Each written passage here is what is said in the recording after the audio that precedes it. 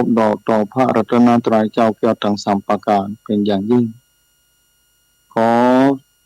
แสดงความนับถือถวายความเคารพท่านพระครูอภิวัตนวิกรมผู้อำนวยการสถานีวิทยุคลื่นสีขาวเพื่อเจ้าประชาเป็นอย่างยิ่ง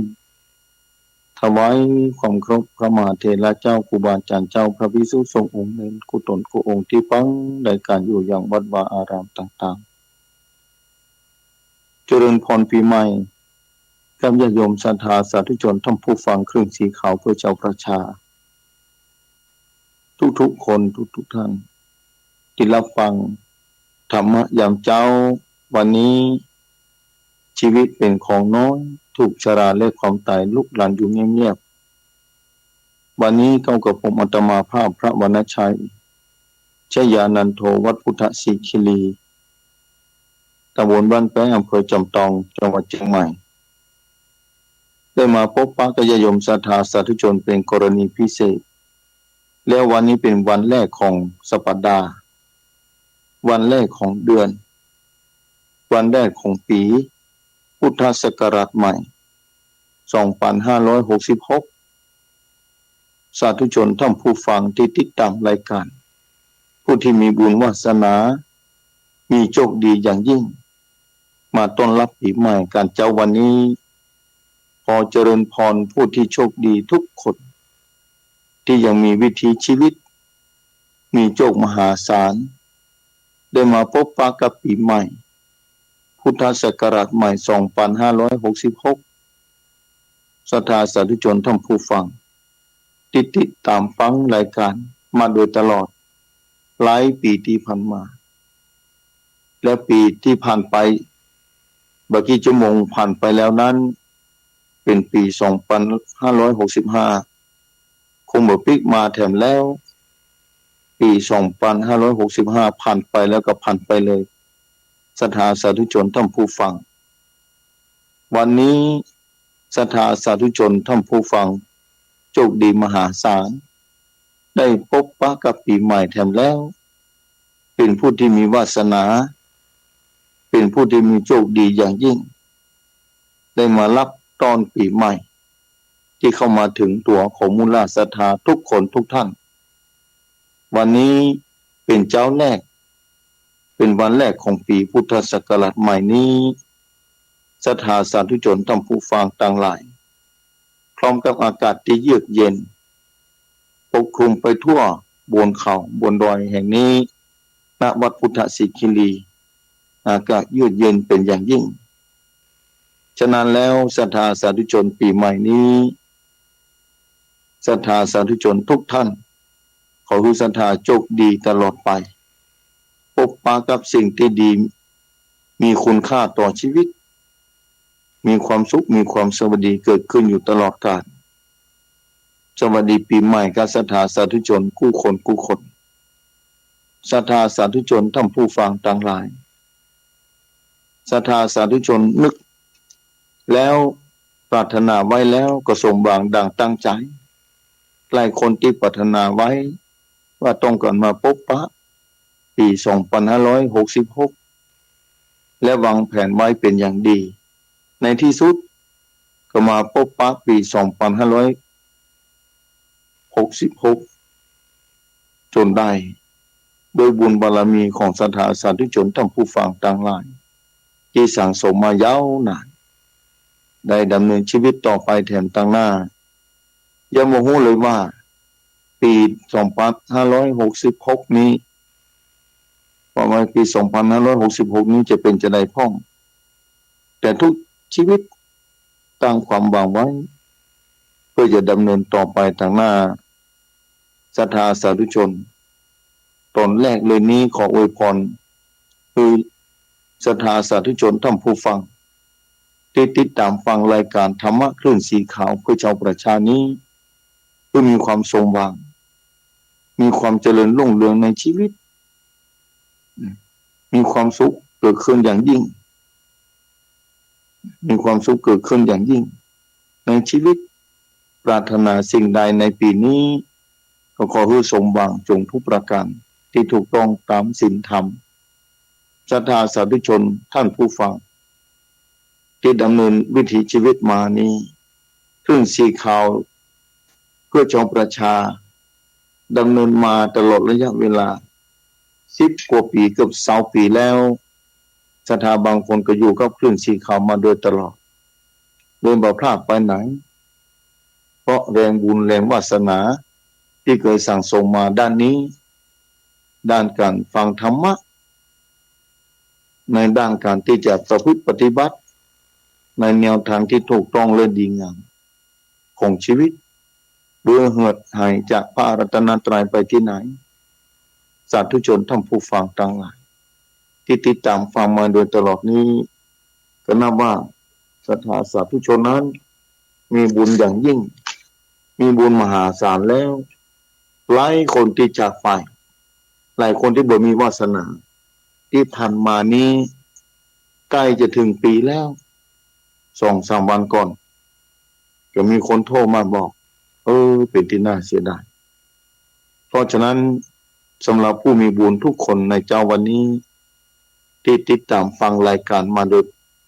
ตลอดได้เป็นประจำสำหรับฟังคลื่นสีขาวเพื่อชาวประชาโดยมีท่านพระอาจารย์ท่านพระครูอภิวัฒนวิกรมผู้อำนวยการสถานีวิทยุ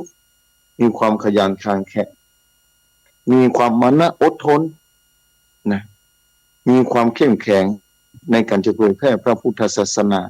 ยืนยัดมาจนถึงวันนี้ได้เพราะความภาคเพียรเพราะจุดมุ่งมั่นที่ใครหันพระพุทธศาสนาเจริญรุ่งเรืองต่อไปเป็นการสืบอายุพระพุทธศาสนาเงาไกลไปทางหน้าสาธุชนท่านผู้ฟังที่ติดตามฟังคงจะเข้าใจเป็นอย่างดีได้หันมาโดยตลอดอยู่แล้วเนี่ยศรัทธาสาธุชนท่านผู้ฟังเจ้าวันนี้อากาศเย็นบรรยากาศหนาวที่วัดพุทธสิคิรีนี่หนาวกว่าถึงวันเจ้าวันนี้นะตอนเช้านี่ต้องเอาผ้าตวกมาตุ้มไว้นะที่มาพบพระอูกับญาติโยมศรัทธาภาคเจ้านี่นะอากาศหนาวเย็นได้รับความเมตตาจากท่านพระครูอภิวัฒนวิกรมแต่มาแล้วเพิ่นถามว่าวันเจ้านะสะดวกก็จ้าบอกว่าสะดวกนะตั้งแต่ตี 5เป็นต้นไปนี้ก็จะได้มาอุจากันญาติโยมศรัทธาตานอยู่ก้าตานอยู่บอกได้ยินดีเป็นอย่างยิ่งในเมตตาธรรมของท่านเพราะฉะนั้นศรัทธาสาธุชนท่านผู้ฟังที่ดำเนินวิถีชีวิตเจ้าวันนี้หลายคนอาจจะตั้งใจไปทำบุญสุนทานนะที่วัดท่านวัดนี้อันเนี้ยคนใจบุญคนมีบุญวาสนาคนเข้าใจในบารมีธรรมว่าการสั่งสมบุญนั้นมีความสุขอย่างยิ่งที่จะเกิดขึ้นว่าย่อท้อบุญเล็กบุญน้อยบ่ต้องบุญนักศรัทธาบุญจากการฟังธรรมนี่ก็เป็นบุญตั้งใจฟังทำไปเถอะในวิถีชีวิตของตัวเก่าที่ได้เกิดมาจากหนึ่งอย่างคนที่จากโลกนี้ไปปี2565นักบ่น้อยเหมือนกันต่อ1 ปีนี่ที่จากโลกนี้ไปบ่มีโอกาสมาพบปะกับปี2566คือวันนี้เป็นวันแรกของปีเลยศรัทธาทุกคนนี้เปิดโสตะเปิดหูรับฟังธรรมะแต่เจ้าแล้วเป็นบุญวาสนาที่ได้มาพบปะกันแท้ทุกคนก็ตั้งความหวังไว้แบบนี้แหละมาขอให้ชีวิตดำเนินต่อไปเพื่อจะบ่ให้เสียเวลาเพื่อจะสร้างความดีอย่างที่สุดเท่าที่จะทำได้หลายคนที่อุจากันได้ฟังนะจากเสียงของท่านผู้ฟังว่าท่านอาจารย์แม่จะมีโอกาสอยู่ก่อจ้าว่าถ้าได้พบปะกับปีต่อไปแถมอีนะมีไหมถ้ามีบุญแล้วบอกข้าแคล้วไปไหนถึงได้ปะปี2566นี่นะแต่ปี2566นี้จะเป็นจังได๋ก็บ่ฮู้เลยแม่เด้ออาตมาบ่คาดเดาได้แต่อาตมาขอให้ทุกคนโชคดีมีความสุขปราศจากอุปสรรคต่างๆนานาดำเนินวิถีชีวิตไปตามศีลตามธรรมไปเรื่อย เพราะว่าแบบมีอย่างในชีวิตของคนเฮานั้นทุกอย่างก็เอาอย่างไปบ่ได้อยู่แล้วมีการทำความดีพอกพูนไปจนที่สุดนะเมื่อเฮายังไปวัฏฏะคำวัฏฏะสงสารบ่ได้เตื้อเฮาก็ทำไปสร้างบารมีไปเรื่อยๆบอกว่าไผก็ตามในโลกนี้ผู้รักผู้ใหญ่ผู้น้อยที่สมมุติกันไว้คนนั้นเจ้าผู้ใหญ่คนนี้เจ้าผู้น้อยอันนี้โลกมนุษย์สมมุติกันในทางพระพุทธศาสนาแล้วบ่มีใหญ่น้อยบ่มีสูงต่ำบ่มีซ้ายขวามีอย่างเดียวธรรมชาติที่แปลเปลี่ยนแปลงไปตลอดเวลาถ้าศาสนาเข้าใจแบบนี้ศรัทธาจะดำเนินชีวิตไปอย่างสบายสบายตามหน้าที่เป็นมนุษย์คนหนึ่งที่ได้เกิดมาเจอพระพุทธศาสนามารับฟังคำสอนศึกษาเรียนรู้หลักธรรมในแนวทางของพระรัตนตรัยของพระพุทธศาสนาพระสัมมาสัมพุทธเจ้าอันยังจะเปลี่ยนจะเท่าศรัทธาเหยกันได้พบปะนะพระรัตนตรัยเป็นบุญอย่างยิ่งเป็นบุญอย่างมหาศาลจะยมศรัทธาสาธุชนทั้งผู้ฟังแล้วอย่าบอกฮู้เลยว่าปีใหม่นี้อันอย่างจะเกิดขึ้นกับชีวิตทุกคนนี่ยังพอบ่ออกเลยแต่ทุกคนก็ตั้งความหวังไว้แล้วทุกคนก็ตั้งความหวังไว้ว่าเต้าต้องอ่านชื่อบางคนก็ตั้งเข็มทิศของชีวิตจะปรับปรุงวิถีชีวิตให้ดีเหลือเก่าบางคนเคยทำสิ่งที่บ่ดีไว้มีสติมีปัญญาเกิดขึ้นปีใหม่ต่อไปนี้ข้าพเจ้าจะทำแบบนี้ไอ้สิ่งที่บ่ดีต่างๆนานาก็จะได้เริ่มเบาบางลงไปยุติลงไปก็มีเป็นที่น่ายกย่องเป็นที่น่าอนุโมทนาเป็นอย่างยิ่งสำหรับผู้ที่มีบุญและมีปัญญาได้พบปะกับปี2566ได้มีปัญญาผ่องใสยิ่งขึ้นที่จะดำเนินวิถีชีวิตถูกต้องตามศีลธรรมบางคนเอาละ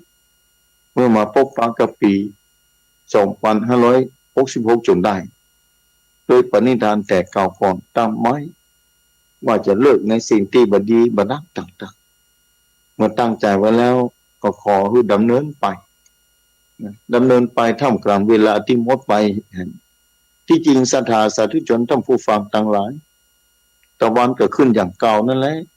เดือนก็มีอย่างเก่าความมืดและความสว่างของดวงอาทิตย์ก็เกิดขึ้นอย่างเก่านั่น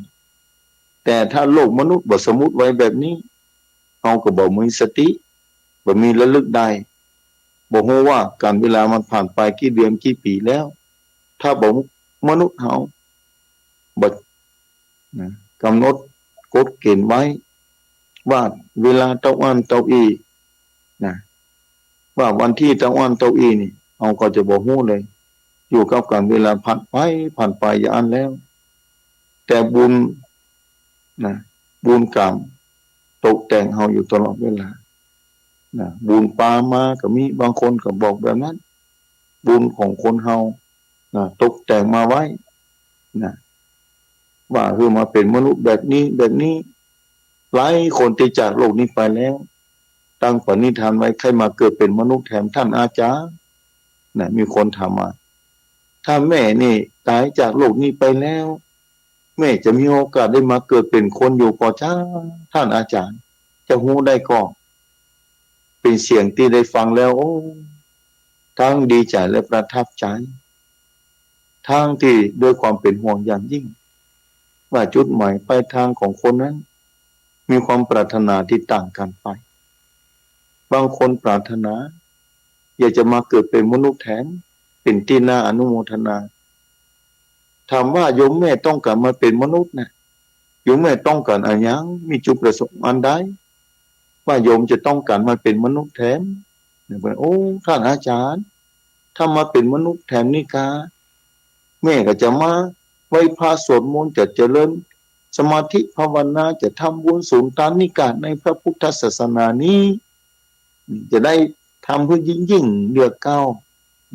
เพราะว่าแม่ฮู้ดีว่าชาตินี้แม่คงบ่มีโอกาสข้ามวัฏฏะสงสารไปได้ฟังวิทยุตลอดเหมือนกันเนาะ นะกระทั่งอาจารย์อุวัตะสงสารนี่ฟังแล้วก็เป็นห่วงแต่เนิ่นนะว่าจะมีโอกาสมาได้เป็นมนุษย์อยู่ก็นี่เป็นคำถามที่นะพอฟังแล้วมาคิดอยู่ในใจว่าโอ้นี่ความตั้งใจความเข้าใจความรู้นะความปรารถนาที่ถูกต้องว่าใครมาเกิดเป็นมนุษย์แถมเพื่อจะสร้างความดีต่อไปให้ถึงที่สุดยากนั้นหนาที่คนจะปรารถนาแบบนี้นะยากนักหนาที่เข้าใจแบบนี้แต่จุดมุ่งหมายเราต้องการพ้นทุกข์นี่แต่เมื่อปี2566มาจู่โจทย์โลดถึงวันนี้เป็นวันแรกเขาขอความสดใสสดชื่นสำหรับทุกคนคือปรากฏความสบายใจความสบายกาย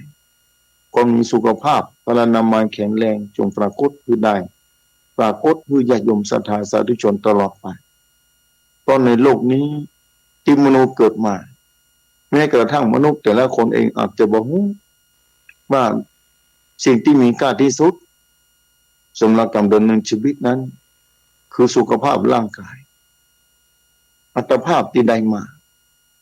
มีค่ามหาศาลแม้จะแสวงหาทรัพย์สมบัติที่หามาได้เป็นหมื่นล้านแสนล้านแต่เมื่อสุขภาพบดีแล้วศรัทธาสาธุชนท่านผู้ฟังแล้วเราจะทำความดีได้อย่างไรจะนั่งสมาธิก็บ่ไหวแล้วจะเอาตนตัวไปเข้าวัดก็เตียวบ่ได้ศรัทธาลองกึศมีจิตดวงเดียวรอนดีกำหนดกฎเกณฑ์สร้างไว้นึกไว้ทำไว้ที่ดีแล้วถึงจะเป็นที่พึ่งของตัวเก่าได้ที่สุด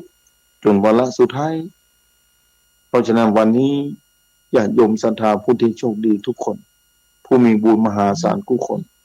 ที่ได้มีโอกาสได้มาพบปะปีใหม่แถมแล้วเพราะฉะนั้นเนี่ยเริ่มต้น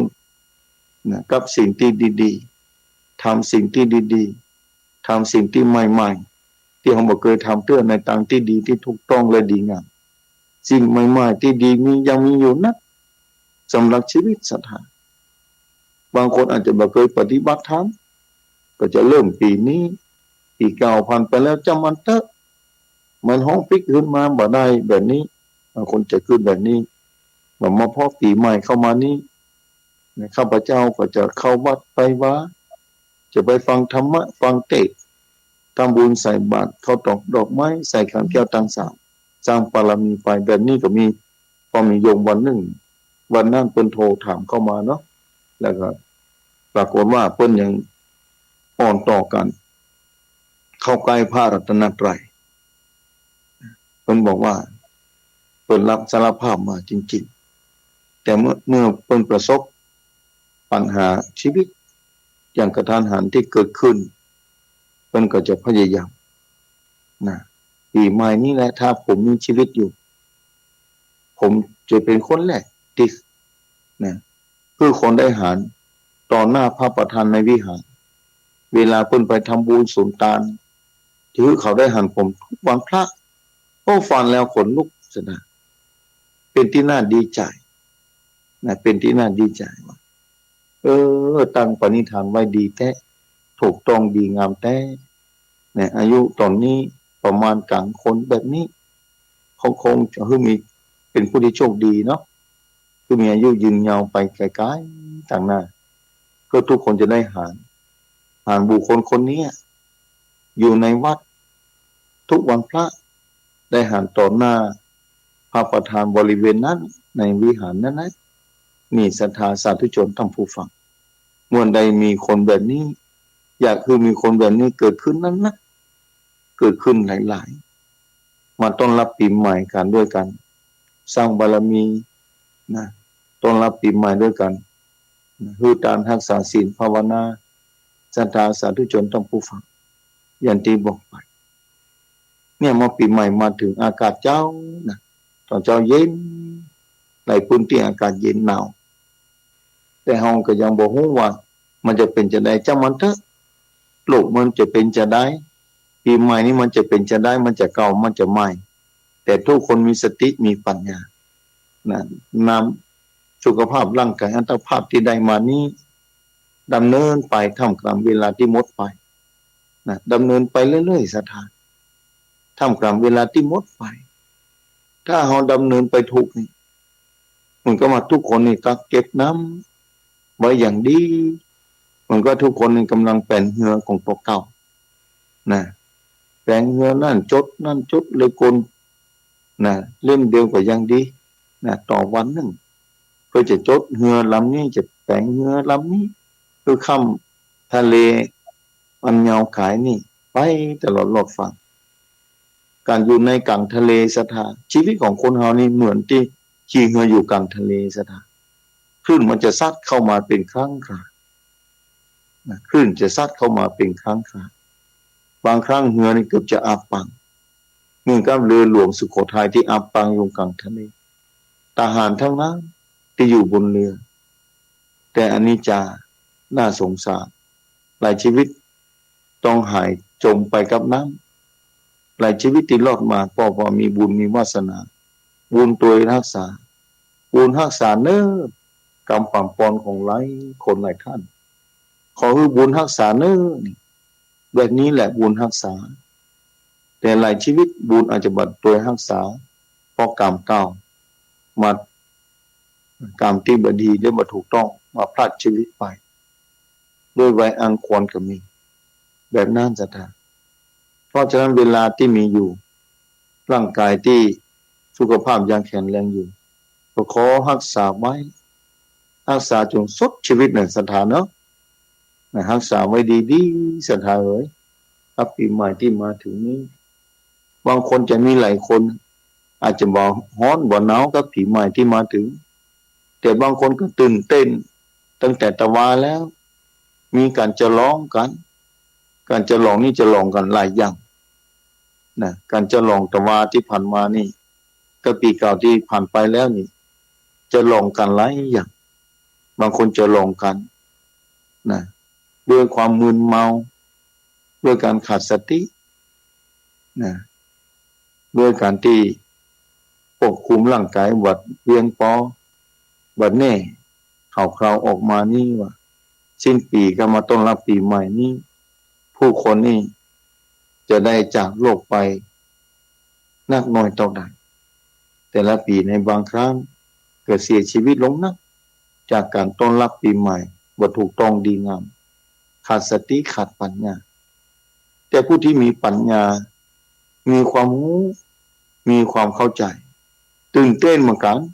แต่ตื่นเต้นที่ถูกต้องว่า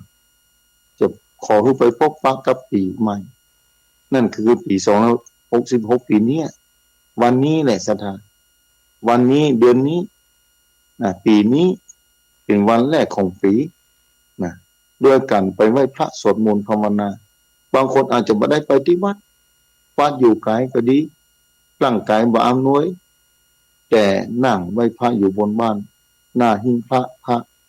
ระพุทธรูปที่บ้านก็ได้นั่งไหว้พระสวดมนต์ไปจนถึง23 นาฬิกา50 กว่านาทีแล้วบักกี่นาทีนี้ละจะถึงเที่ยงคืนพอดีจะเรียนไม่พอดีแล้วนี่สวดมนต์ข้ามพศพุ่นว่าสวดมนต์ข้ามพศสมาทานรักษาศีลวันนี้สิ้นปีสุดท้ายวันสุดท้ายของปีตะวานี่เป็นวันสุดท้ายของปีวันสุดท้ายอาทิตย์สุดท้ายเดือนสุดท้ายของปีโดยการนั่งไหว้พระสวดมนต์ภาวนาไปได้เลยแล้วมาต้อนรับปีใหม่กับไหว้พระสวดมนต์นั่งภาวนาอยู่นั่นแล้วเข้ามาเยือนในพบปะเป็นผู้ที่โชคดีกับปีใหม่ที่เข้ามาด้วยการทำความดีที่ถูกต้องและดีงามแบบนั้นศรัทธาให้ชีวิตที่ได้เกิดมาได้มาทำแบบนี้ก็ยากนักหนาการฟังธรรมะนี่ก็เหมือนกันปัจจัยอยู่ๆจะมาฟังธรรมะได้มันเป็นไปได้ยากมีวันหนึ่งก็กับผมอาตมาภาพไปเทศน์ที่หนึ่งทุกคนก็นั่งเงียบหมดแต่มีอยู่2-3 คนเพิ่นนั่งพอฟังไปพอแล้วบางคนก็ตั้งใจฟังแต่นึงนี่นะแต่บางคนก็พอแล้วก็น่าหันใจเพิ่น เพิ่นคงจะรอคอยเวลาหมดเมื่อใดก็จ้านะเวลาเตะเมื่อใดมันนั่งอยู่แบบนี้อาจจะบ่ฮู้เรื่องกะอาจจะรับบ่ได้กะภาชนะบ่ได้เปิดกะแบบนั้นสถานก็น่าหันใจแต่สำหรับคนที่ชอบฟังธรรมะชอบทำความดีชอบใฝ่บุญกุศลชอบคือการรักษาศีลภาวนาคนเหล่านี้เวลาได้ฟังธรรมะแล้วปรับปลื้มใจเหมือนกับว่าต้นไม้แต่ละต้นนะเจอฝนแต่ละเม็ดพรั่งพรูลงมาที่ต้นทำให้ชุ่มฉ่ำไปตามนั้นพื้นดินก็ชุ่มฉ่ำหญ้าก็ออกเขียวใบไม้ก็ผลิออกมาแถมใบสองใบจากการฝนตกหาน้อยๆที่ตกลงมาเหมือนกับว่าการฟังธรรมแต่ละครั้งสั่งสมปัญญาของตัวเก่าพอกพูนขึ้นไปได้ความรู้ความเข้าใจอย่างกับแบตเตอรี่บันเตื้อเวลาเดินตามมันจะเสี่ยงแต่วันตังเพิ่นมีโอ้นี่ที่พักมีที่เสียบไฟฟ้าเหล่านี้ก็จะชาร์จแบตเตอรี่ไฟฉายสักกำหนึ่งมันอ่อนลงไปแล้วนี่ศรัทธาสาธุชนท่านผู้ฟังพอชัดมามันก็แจ้งลึ้งขึ้นมาสามารถที่จะเดินทางต่อไปในความสว่างไสวของไฟฉายที่จะส่องไปทางหน้าคนเฮาเหมือนกันศรัทธาสาธุชนท่านผู้ฟังบางครั้งก็มืดแปดด้านหลายคนบางคนเคยไปวัดไปวาแท้ๆเคยได้ยินข่าวครั้งหนึ่งสะเทือนใจพอสมควรผู้คนที่แต่งทำเขียนทำอยู่กับแบตเตอรี่อยู่กับไฟฟ้าอยู่กับเครื่องอำนวยความสะดวกในการส่องแสงไปทางหน้าแท้ๆแต่ในที่สุดศรัทธาสาธุชนท่านผู้ฟังบุคคลคนนี้นี่ทำอัตตวินิบาตเกิดขึ้นกับตัวเขาเนี่ยจะหันได้ชัดเจนสถานเพราะฉะนั้นมีไฟฉายถ้าบ่นำมาส่องที่จะเตียวไปทางหน้านะถ้าบ่เอาไฟฉายที่มีอยู่ในมือนะนำมากดสวิตช์คือสว่างแล้วส่องไปทางหน้าถ้าบ่มาเปิดไฟฉายส่องนี่พยายามเตียวไปอยู่เรื่อยๆแต่บัดพยายามหาไฟฉายมาสะสมไว้แต่บ่ได้ส่องสักทีการเดินทางของชีวิตอันยังจะเกิดขึ้นสถานเหมือนกับว่าคนที่เอาไฟฉายมาไว้เอาแบตเตอรี่มาไว้นับไฟฉายพลึกเนี่ยได้ก็แจกคือคนอื่นเอาไปเนื้อเอาไปแต่ตัวเขาไม่ได้ส่องไม่ได้เตี้ยวก็เตี้ยวไปเหมือนกันนะแต่ไม่ได้ส่องไฟฉายค่ำมืดลงมาเอาตีนสุมาเตอะเอาตีนไปเต้าไปโจรใส่ต่อไม้อกล้มไปเดินต่อไปไม่ได้สักคำก็ไม่ได้หันต่อที่มันขวางอยู่ทางหน้าแทนที่ไฟฉายอยู่ในมือจะส่องไปพอไม่ได้ส่องสักคำสักหน้าหันใจนี่แบบนี้ศรัทธาสาธุชนต้องผู้ฟังเพราะฉะนั้นคนที่ตั้งใจฟังธรรมะมาพิจารณาปรับปรุงแก้ไขในการเดินทางของชีวิตเป็นที่ผู้ที่ประเสริฐเลิศล้ำหาประมาณมาได้ศรัทธาคนตั้งหลายที่เกิดมาเจอพระพุทธศาสนานี้บางครั้งเกิดแล้วศรัทธาสาธุชนต้องผู้ฟังอันยังจะเท่าศรัทธาหลักความจริงที่พระองค์พระสัมมาสัมพุทธเจ้าศรัทธาสาธุชนทั้งผู้ฟังลองคิดเอาเถอะถ้าไปเข้าใจนะจะลึกซึ้งมหาศาลยากแก่การจะอธิบายได้ในการเข้าใจธรรมะที่จะดำเนินต่อไปชีวิตยิ่งเหลือน้อยต่อใดแต่ทุกคนที่มีปัญญาอยู่พยายามทำความดียิ่งนักแน่นขึ้นจะก็อยู่กับความดีของตัวเก่าที่ทำไว้บ่ฮือคลาดเคล้าไปไหนเด็ดขาดถ้าชีวิตของคนเฮามีอยู่นะที่มีปัญญานะศรัทธาที่มีความรู้ความเข้าใจในธรรมะบางคนอาจจะรู้อยู่ว่าตอนนี้ไฟฉายนี่มีอยู่แต่การเดินทางอันยาวไกลมาถึงจุดหมายเตื้อการเดินทางของเพื่อนก็เดินทางไปด้วยความระมัดระวังด้วยความแบบประมาท พอไฟฉายส่องไปต่อมีที่ไหนหลุมมีที่ไหนจะต้องลบหลีกต่อไหมจะต้องลบหลีกนะหลุมที่ห้ามถ้าก้าวไปแล้วตกใส่หลุมอาจจะหกล้มไปจะเดินตามมาได้ชีวิตของคนเฮานี่ก็มาตั้งการซะท่าแต่โยมสาธุชนท่านผู้ฟังนะชีวิตของคนเฮานั้นมีโอกาสพลาดได้ถ้าไฟฉายที่จะเดินทางหน้าบ่เพียงพอเพราะฉะนั้นคนที่มาฟังธรรมะ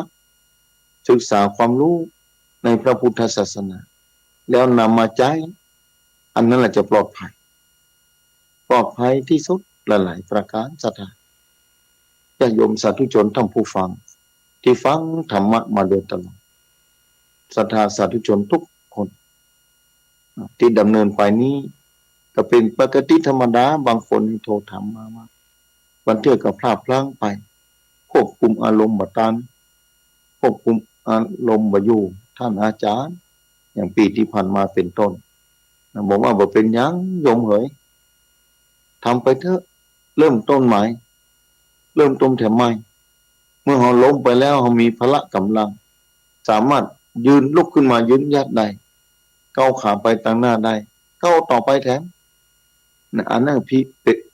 ป็นบทเรียนที่มีราคาแพงมากบทเรียนของชีวิตประสบการณ์ชีวิตนี้จะหาซื้อก็บ่ได้ประสบการณ์ชีวิตของแต่ละคนนะต่างกันไปประสบการณ์ชีวิตของแต่ละคนนั้นอาจจะบ่เหมือนกันอาจจะละไม้คล้ายคลึงกันแต่อาจจะบ่เหมือนกันศรัทธาสาธุชนท่านผู้ฟังอาจจะบ่เหมือนกันละไม้คล้ายคลึงกันเป็นจังได๋ที่บ่เหมือนกันเป็นจังได๋ประสบการณ์ชีวิตอันต่างกันไปเพราะว่าสร้างกรรมมาบ่เหมือนกันไงศรัทธาปลูกต้นไม้เนี่ยพันไม้แต่ละชนิดอาจต่างกันไปดูเหมือนละไม้คล้ายคลึงกันอย่างเช่นว่ามะผางนี่มะยมชิดกับบ่ม่วงนี่ใบมันละไม้คล้ายคลึงกันซะเวลาปลูกลงไปเนี่ยแต่หน่วยออกมานี่ก็มีความต่างกันออกมามะม่วงนะเอาง่ายๆมะนาวก็ดีมะขูดก็ดีมะโอนี่ใบละไม้คล้ายคลึงกันนะแต่พอหน่วยออกมานี่ต่างกันสันดาจะหันได้ชัดเนี่ยผลไม้แต่ละชนิดบางอย่างก็คล้ายคลึงกันเกือบจะเหมือนกันใบและต้นบางครั้งบางอย่างแต่หน่วยออกมานี่ส่งผลต่างกันบางอย่างนี่หน่วยก็จะเหมือนกันนะแต่ลดออกมาก็ต่างกันบางหน่วยหวานน่าสะดุดบางหน่วยก็ส้มศรัทธาลงกึกเพราะฉะนั้นชีวิตที่ต่างกันไปเพราะการสร้างแต่เบื้องต้นต่างกันมากต่างกันตั้งแต่ต้นผลออกมาแบบนี้เพราะฉะนั้นผลจะเป็นลักษณะอย่างใดอยู่ที่เริ่มต้นจะทำแบบไหนถ้าเริ่มต้นเราทำดีทำถูกต้องดีงามหน่วยออกมาก็ทำออกมาดีหน่วยออกมาก็ดีงามเป็นแบบนั้นสร้างไว้แบบใดก็ออกมาแบบนั้นแล้วมาพิจารณาพออย่างจะเท่าคำสอนของพระสัมมาสัมพุทธเจ้า2,000 กว่าปีสถาน2,566 ปีมานี้ว่ามีการเปลี่ยนแปลงในหลักธรรมของพระสัมมาสัมพุทธเจ้ายืนยัดมั่นคงภายบ่สามารถจะเปลี่ยนแปลงความจริงได้ในโลกนี้ผู้มีความสามารถสูงปันใดก็ตามบ่สามารถจะมาเปลี่ยนแปลงความจริงที่พระองค์ได้ตรัสรู้ได้บ่สามารถที่จะมาเปลี่ยนแปลงธรรมชาติที่เป็นจริงได้บ่มีไผมาเปลี่ยนแปลงธรรมชาติที่เป็นจริงได้โลกตัวอย่างคือศรัทธาสาธุชนทั้งผู้ฟังได้รู้อันอย่างที่เปลี่ยนแปลงบ่ได้นั่นคือสุขภาพร่างกายนี่คนเฮาได้เกิดมาตั้งแต่น้อยออกมามีความหิวแล้วกินไปถึงวันเนี่ยร่างกายก็เปลี่ยนแปลงไปแล้วจากละอ่อนมาเป็นหนุ่มสาวจากนั้นก็มาเป็นในพ่อคนแม่คนเริ่มเข้ามาเปลี่ยนแปลงมาเรื่อย อายุ30-40เนี่ยพอ50-60ไปละกำลังเริ่มอ่อนล้าถอยลงไปละพอ70-80ไปละเตรียมตัวละว่าอายุใกล้จะหมดนะแกแล้วเนอะนี่เป็นแบบนี้สัตว์ความจริงนี่ผ่ายจะปฏิเสธได้วิทยาศาสตร์ก็ปฏิเสธมาได้วิทยาศาสตร์ก็เอาชนะมาได้ความจริงที่พระพุทธเจ้าตรัสรู้ความเป็นจริงในโลกนี้แล้วเมื่อใดถ้าเราบอกพระรัตนตรัยอย่างเข้าไปเกิดต่างประเทศสถานที่บ่มีพระพุทธศาสนาเขามีบุญจริงมีบุญได้เกิดมาเป็นมนุษย์มีบุญได้เกิดมาเป็นคนร่ำรวยมหาเศรษฐีอย่างต่างประเทศโอ้สถานมีเป็นพันล้านหมื่นล้านเจ้าของกิจการอันนั้นต่างๆนะ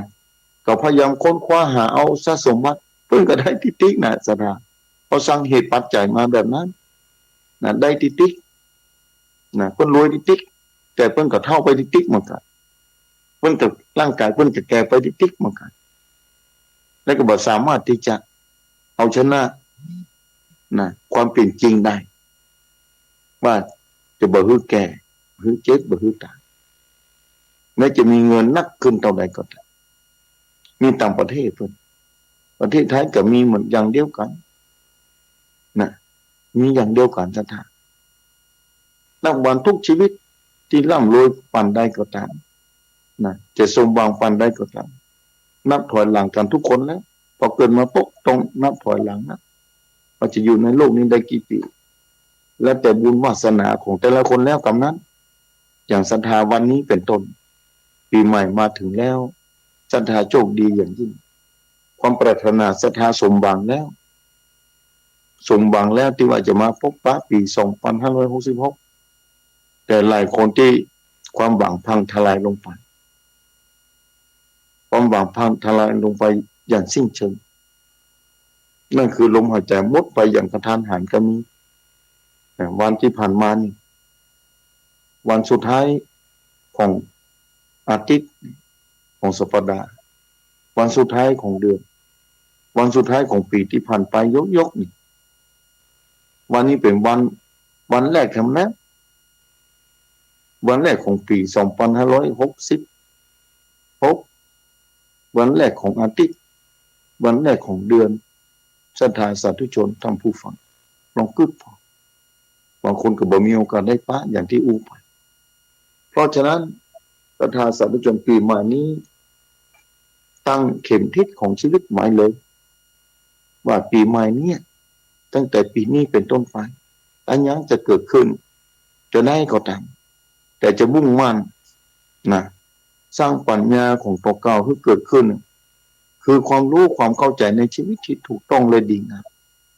ถึงบอกฟังเหนือฟังใต้แล้วมาพระรัตนตรัยพระพุทธศาสนานี้แล้วข้าพเจ้าจะทำตามแบบนี้อย่างที่บอกไปว่าหลักธรรมของพระสัมมาสัมพุทธเจ้าว่าจะมาปะง่ายๆอย่างที่บอกไปตะกี้นี่มาต่างประเทศนั้นแล้วเพิ่นเจริญรุ่งเรืองไปพอมันบางคนก็เดินตังไปต่างประเทศบางคนปรารถนาว่าใครอยู่ประเทศไทยแล้วใครไปอยู่ต่างประเทศว่าใครอยู่ในประเทศไทยนี่นะเคยได้ยินอยู่บางครั้งว่าถ้าไปอยู่ต่างประเทศแต่ว่าจะไปอยู่ประเทศไหนถามเปิ้นไปอยู่ประเทศนั้นประเทศนี้เปิ้นบอกสนะแล้วอาตมาวิเคราะห์ว่าประเทศนั้นบ่มีพระพุทธศาสนาบ่มีพระรัตนตรัยแล้วเปิ้นใครไปอยู่น่าหันใจเนาะแต่เปิ้นมีเงินเนี่ยล้นเหลือเปิ้นจะไปได้แต่ทรัพย์สมบัตินี่คือเปิ้นมีพร้อมคือทรัพย์สมบัติภายนอกทรัพย์สมบัติภายนอกนี่มีพร้อมทั่วโลกนี้เปิ้นจะไปที่ไหนก็ได้แต่ทรัพย์สมบัติภายในนี่มีความจำเป็นต่อชีวิตมหาศาลเหมือนกันศรัทธาสาธุชนท่านผู้ฟังทรัพย์สมบัติภายในที่ทรัพย์ที่พอด้วยตาความบริหารอย่างเช่นบุญเป็นต้นคนที่ทำไปบุญเฮาก็พอบริหารแต่ส่งคนคือคนเฮานี้ต่างๆกันไปที่บุญมาเท่ากันการดำเนินชีวิตก็ต่างกันมาเท่ากัน แต่อยู่ด้วยกันได้ทำด้วยกันได้กินด้วยกันได้ไปด้วยกันได้แม้บุญอาจจะมาเท่ากันอยู่ด้วยกันได้ไปด้วยกันได้บางทีสามีภรรยามาในครอบครัวเดียวกันสถานบุญจะมาเท่ากันศีลบ่เสมอกันอย่างเป็นว่าศีลสมาธิปัญญามาเท่ากันบางครั้งอยู่ด้วยกันลำบากมีหลายคนนะในปางวันนั้นโอ้เดือดร้อนกันมาหาเก้ากับผมอัตมาภาพนี่นะก็เลยอู้ใจยิ่งเย็นยมเหย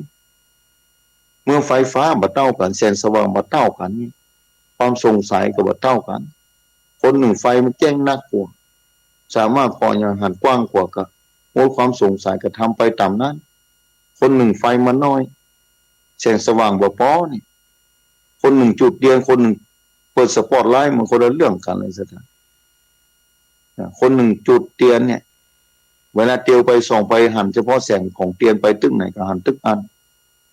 เดี๋ยวที่มันไกลออกไปโบหูเกิดความสงสัยแล้วบ่ยอมเชื่อมั้งพอตกกับบาหารแต่คนหนึ่งนี่มันไฟฉายแล้วไฟฟ้าสปอตไลท์ก็สามารถจะพอได้หันได้กว้างกว่าเนี่ยแล้วบอกให้คนที่บาหารบ่เชื่อทำแล้วอันนี้สามีภรรยาที่อยู่ด้วยกันบางครอบครัวนะสถานบ่สามารถจะเชื่อฟังกันได้ปัญหาก็เกิดขึ้นในชีวิตแต่ถ้ามีบุญวาสนาต่อกันนี่สามารถจะเชื่อกันได้ดำเนินต่อไปได้ก็บ่มีปัญหาเป็นโชคดีไปสำหรับครอบครัวนั้นๆศรัทธาสาธุชนท่านผู้ฟังทั้งหลายมีหลายคนที่มีปัญหา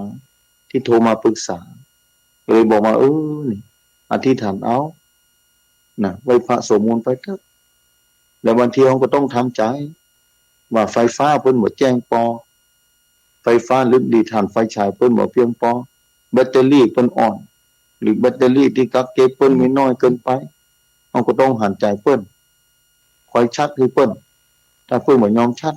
ก็ยากแก่การจะอธิบายแล้วโยมอธิบายให้เพิ่นฟังนี่ก็เหมือนการปีต่อไปนี่ก็หวังเป็นอย่างยิ่งเหมือนกันว่าศรัทธาสาธุชน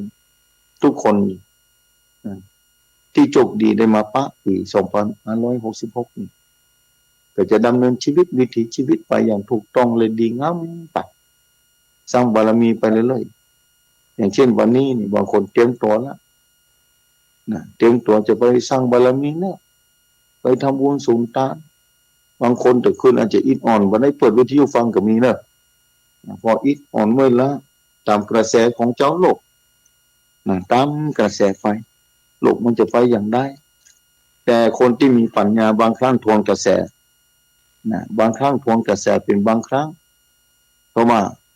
ด้วยเหตุปัจจัยที่ความเข้าใจที่เป็นจริงทำให้อาจจะพอไปแล้วอาจจะบ่เหมือนกับคนอื่นบางครั้งบางครา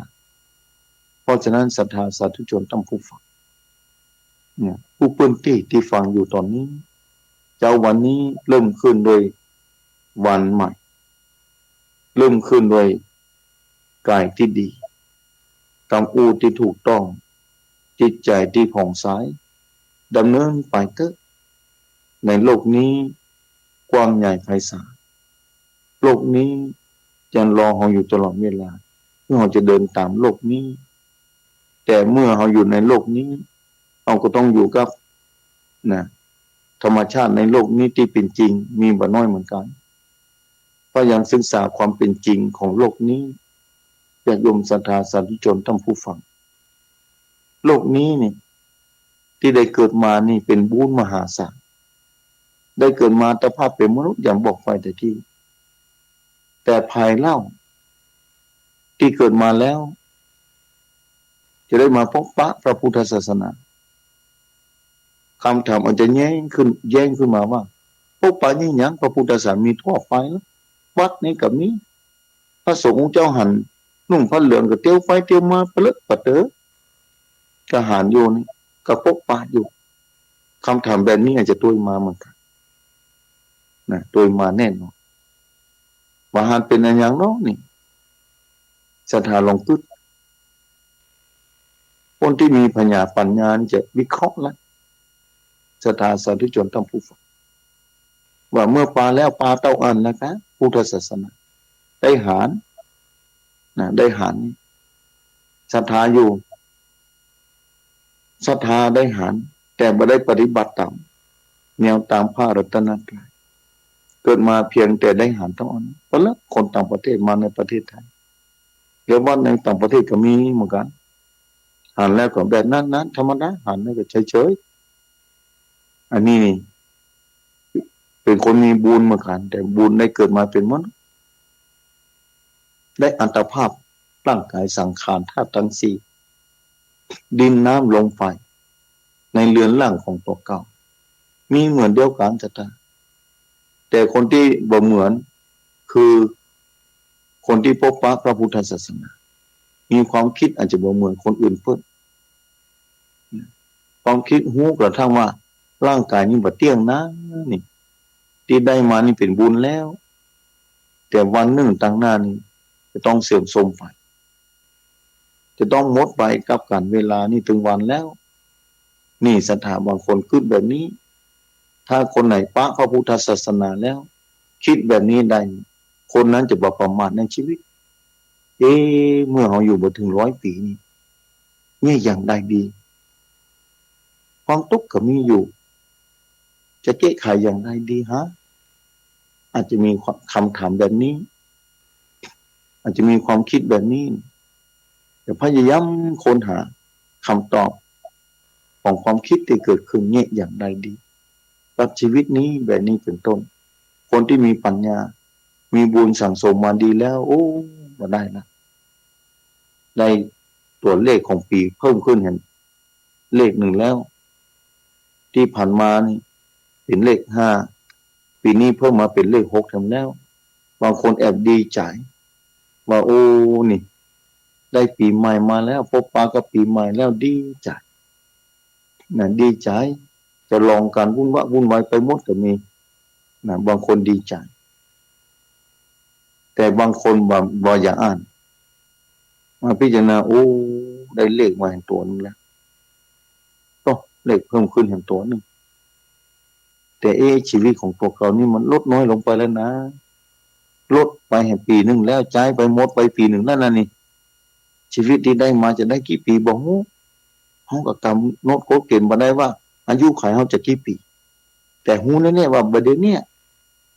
หมดลงไปแถมปีนึงแล้วโอ้นี่จะอยู่สักกี่ปีฮะมาพิจารณาแล้วโอ้ต้องฟังฟ้าวนะเกิดพลาดพลั้งไปต้องเหลือเห็นปีเดียวเนี่ยอย่างไรอย่างนี้สถานเหลือเห็นปีเดียวอย่างนี้อย่างไรดีหลายคนที่คิดหลายคนนี่มีปัญญาเพียงพอส่องกระทั่งร่างกายของตัวเก่าวันนี้จะเหลือเห็นที่ปีแต่ฟังฟ้าวเมื่อเฮาเข้าวัดสงสารบ่ได้เตือนบุญนี่มีความจำเป็นสถานมีความสำคัญต่อชีวิตทุกชีวิตเพราะว่าสัตว์น้อยสัตว์ใหญ่สัตว์4 ตีน2 ตีนสัตว์มีตีนหนักตีนน้อยล้วนแต่อาศัยบุญทั้งนั้นสัตว์เดรัจฉานบุญดีอยู่ได้บอกไปตกนรกมาเป็นสัตว์เดรัจฉานเป็นสัตว์เดรัจฉานที่ดีแถมแล้วนั่นคือสัตว์เดรัจฉานที่ฉลาดลักแหลมถ้าเป็นสุนัขแสนรู้ถ้าเป็นจ้างพระราชานะมีความรู้ความเข้าใจเพิ่นเลี้ยงไว้เป็นอย่างดีดูแลเป็นอย่างดีม้ากับม้าอาชาในแบบนั้นสถานแต่ถ้าเป็นคนกระบวนการเกิดมาในโลกมาเป็นมนุษย์ยิ่งได้มาปะคำสอนนะเป็นศีลเป็นธรรมในพระพุทธศาสนาก็พยายามทำไปเท่าที่จะทำได้ศรัทธาสาธุชนทั้งผู้ฟังทำได้เท่าใดก็ทำต้องอันอย่างปีใหม่นี้เป็นต้นบางคนเริ่มละปีใหม่นี้จะทำกิจการนั่นวางแผนจะสร้างนั่นสร้างนี่จะสร้างบารมีแบบนั้นแบบนี้หลายคนที่ตั้งไว้เพราะฮู้ว่าทุกอย่างบัดนี้แค่ฮู้ว่าทุกอย่างบัดนี้นี่ประเสริฐมหาศาลสถานแค่ฮู้ว่าทุกอย่างบัดแน่นอนนี่โอ้ว่าอย่างจะตั้งแค่ไปฮู้เท่าอีก่อนเอาละถึงบุญน่ะยากแก่การจะเข้าใจนะบางคนจะบอกฮู้เลยว่า ทุกอย่างวันนี้บ่มีในหัวหัวใจมีอย่างเดียวคือต้องทำมากินต้องร่ำต้องรวยต้องอยู่ดีมีต้องได้ยศถาบรรดาศักดิ์ต้องสำเร็จนั่นสำเร็จนี้ต่างโลกคนเป็นแบบนั้นสัทธาเจ้าโลกนี่เป็นแบบนั้นแต่ถ้าเจ้าธรรมเจ้าธรรมกับเจ้าโลกต่างกันเจ้าธรรมนี่จะพยายามค้นหาจะทำความเป็นจริงแล้วเมื่อเข้าใจแล้วสุขถึงกายและใจมาเข้าใจความเป็นจริงแล้วทุกอย่างก็สบายแล้วปลงวางได้แม้เหตุการณ์บางอย่างที่เกิดขึ้นถ้าเป็นคนอื่นนึงก็จะสะเทือนสะท้านสะเทือนแต่กับพวกเก่าแล้วปกติธรรมดาปกติธรรมดาเพราะว่าเข้าใจความเป็นจริงถ้าคนไหนเข้าใจความเป็นจริงของธรรมชาติเข้าใจความเป็นจริงของชีวิตเข้าใจความเป็นจริงของสรรพสิ่งคนนั้นจะเป็นคนธรรมดาธรรมดาเป็นคนธรรมดาเป็นคนธรรมดาเพราะทุกอย่างมันเป็นธรรมดาของธรรมชาติทุกอย่างมันเป็นจริงอย่างธรรมดาธรรมชาติเป็นธรรมดาแบบนั้นทุกอย่างมันเป็นไปตามธรรมดาเพราะว่าทุกอย่างมันเป็นแบบนั้นแบบนั้นอยู่แล้วชีวิตของศรัทธาก็เหมือนกันเป็นแบบนั้นอยู่แล้วเป็นแบบนั้นแบบไหนถ้าศรัทธาทำมาแทนก็เป็นแบบไปตามกรรมตามกายกรรมวจีกรรมที่ทำไว้แต่จากก่อนตามกายกรรมวจีกรรมที่ทำไว้ในปัจจุบันขณะนี้อย่างบ้านเข้าเจือไหนเข้าก็โกหกของจังหวัดเชียงรายกะอู้กันเนาะทุกคนเคยไปอยู่เชียงรายแล้วประจำได้เจือผ่านเข้าเหนียวสัมปะตองกะนี่แบบนี้สถานอันนี้พืชพันธุ์แต่ละอย่างแต่ละอย่างสาธุชนทั้งผู้ฟังเพิ่นก็เป็นข้าวพันธุ์ของเพิ่นแบบนั้นณปัจจุบันนี้กลายพันธุ์ไปก็มีสถานธรรมชาติมนุษย์พยายามเอาชนะธรรมชาติพันธุ์ที่ดีๆที่ทนทานต่อพื้นที่ของเพิ่นนั้นกำลังจะเหือดแห้งหายไป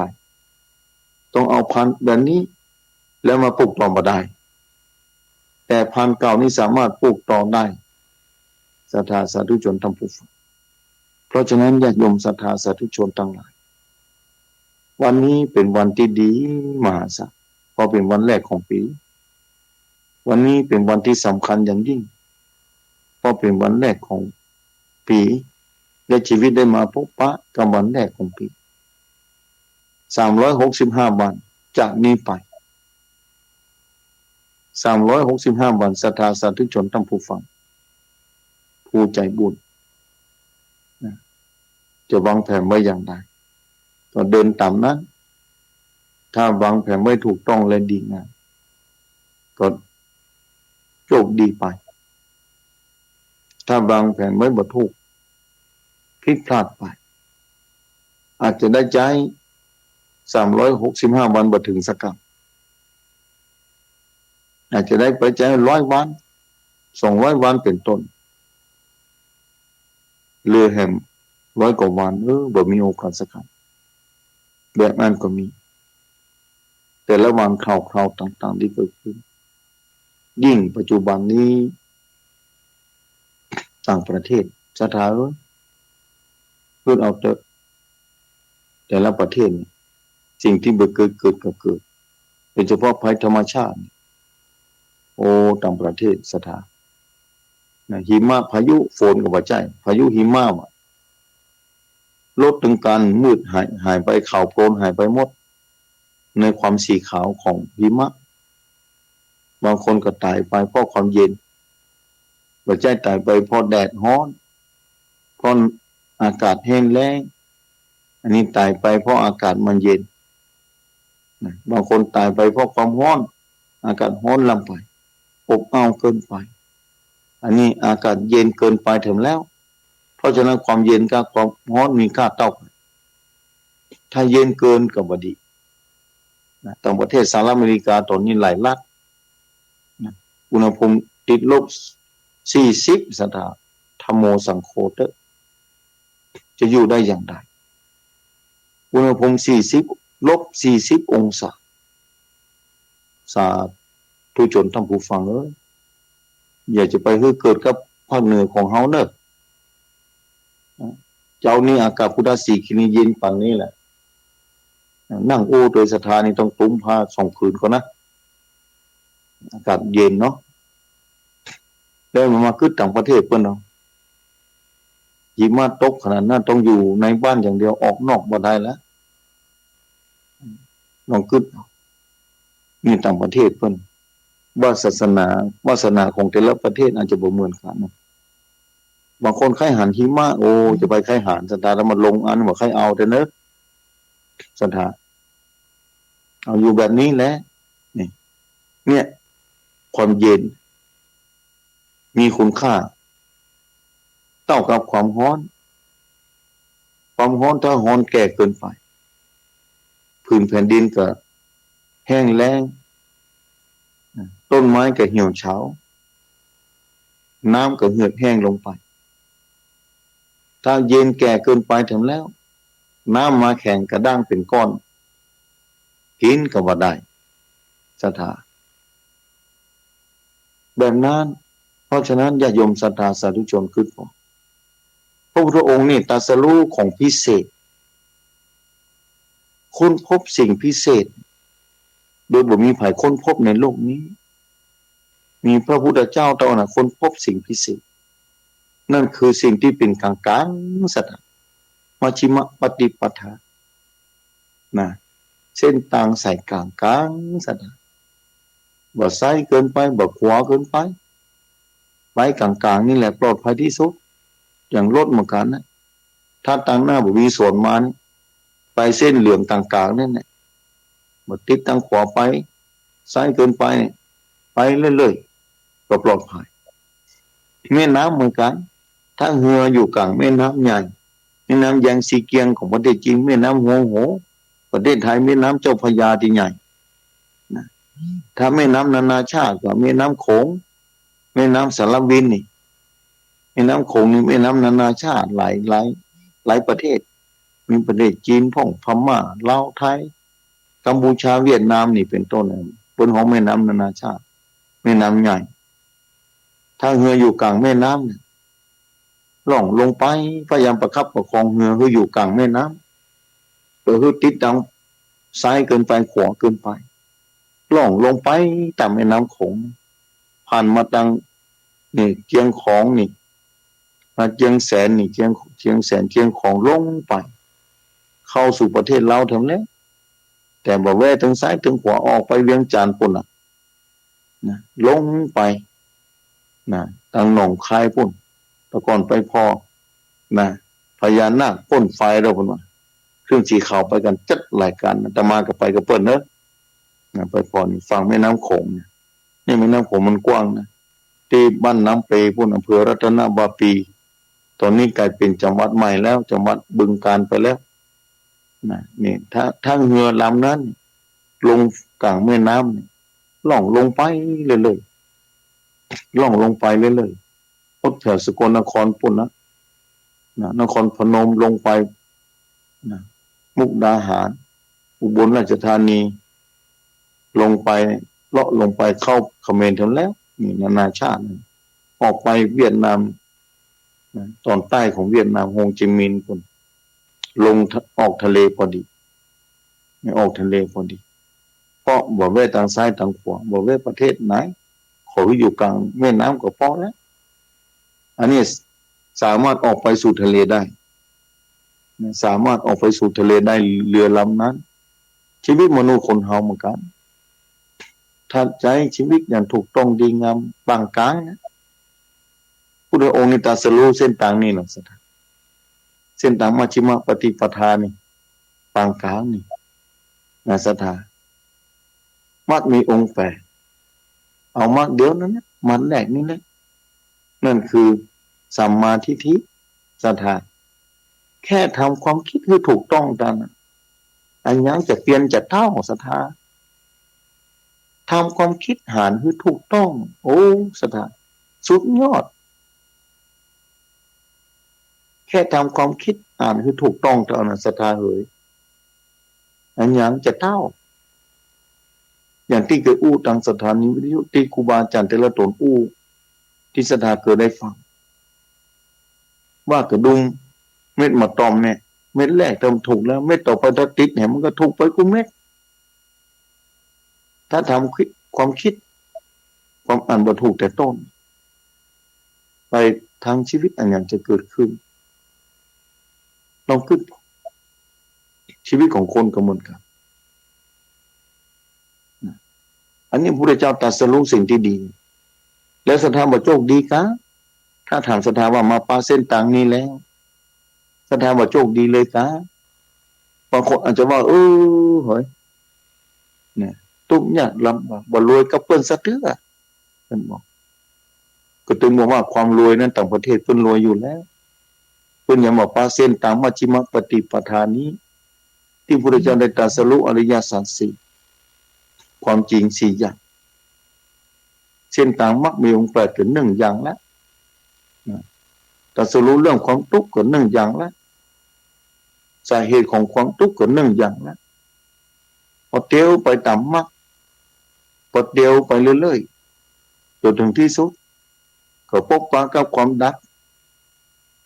บอันยังทุกข์บ่มีเหลือมีแต่สุขอมตะเนี่ยถ้านั่งเรืออยู่กลางแม่น้ำโขงแม่น้ำนานาชาตินี่ล่องลงไปเรื่อยๆบ่ติดทางซ้ายขวาถ้าเขื่อนบ่มี